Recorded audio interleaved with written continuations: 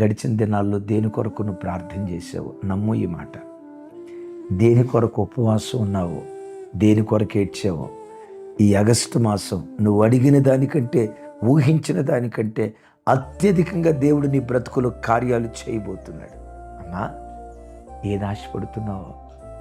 నా కొడుకు వివాహం కావాలి, నా కూతురు వయసు పైబడుతుంది, అయ్యో ఈ బిడ్డ వివాహం చూడగలుగుతానో లేదో అల్లాడిపోతున్నావా?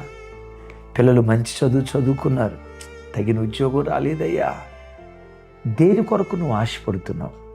ఏ కార్యం జరగాలని దేవుని సన్నిధిలో ఆశతో ఎదురు చూస్తున్నావో ప్రవచనాత్మకంగా చెప్తున్నాను.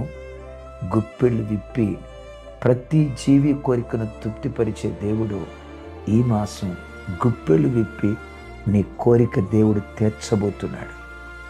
దైవ చిత్తానుసారమైన నీ ప్రతి ఆశ నా దేవుడు తీర్చబోతూ ఉన్నాడు. ఈ మాసమే కాదు, ప్రార్థనలో పాలిభాగస్తులవుతున్న ప్రతి కుటుంబ జీవితాన్ని నీ బ్రతుకు కాలమంతా నదీ తీరమందలి తోటలాగా పచ్చగా ఫలభరితంగా నా దేవుడు మార్చునుగాక. ప్రకటన గ్రంథం 7:17 చూస్తాం కదా, దేవుడు తానే కాపరిగా ఉండి నీటి బొగ్గల యొద్దకు నడిపిస్తాడు. ప్రతి వాని కళ్ళల్లో నుంచి జాలువారుతున్న ఆ కన్నీటి బాష్ప బిందువులను దేవుడే తుడిచేస్తాడు. చెల్లి, ఒక్కసారి నా వైపు చూడరా, నా దేవుని మాట విను.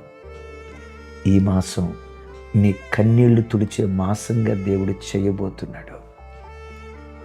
ఏ భర్త కోసం ఏడ్చావో ఆ భర్త విషయమే నువ్వు నవ్వే దినాలు దేవుడు నీకు అనుగ్రహిస్తాడు. ఏ కొడుకు కోసం ఏడ్చావో, ఏ కూతురు కోసం ఏడ్చావో, ఏ అనారోగ్యం కోసం ఏడ్చావో, ఏ ఆర్థిక స్థితిగతుల కోసం ఏడ్చావో, ఏ వ్యాపారం కోసం ఏడ్చావో, ఏ ఇంటి కొరకు ఏడ్చావో, ఏ పొలం కొరకు ఏడ్చావో, ఏ భవిష్యత్తు కొరకు ఏడ్చావో, ఏ వివాహం కొరకు, దేని నిమిత్తం ఏడ్చావో నమ్ము, కన్నీళ్లు తొడవబడిన మాసంగా, అంగలార్పును నాట్యంగా చేసిన మాసంగా నిశ్చయంగా ఈ ఆగస్టు మాసాన్ని దేవుడు అనుగ్రహిస్తాడు.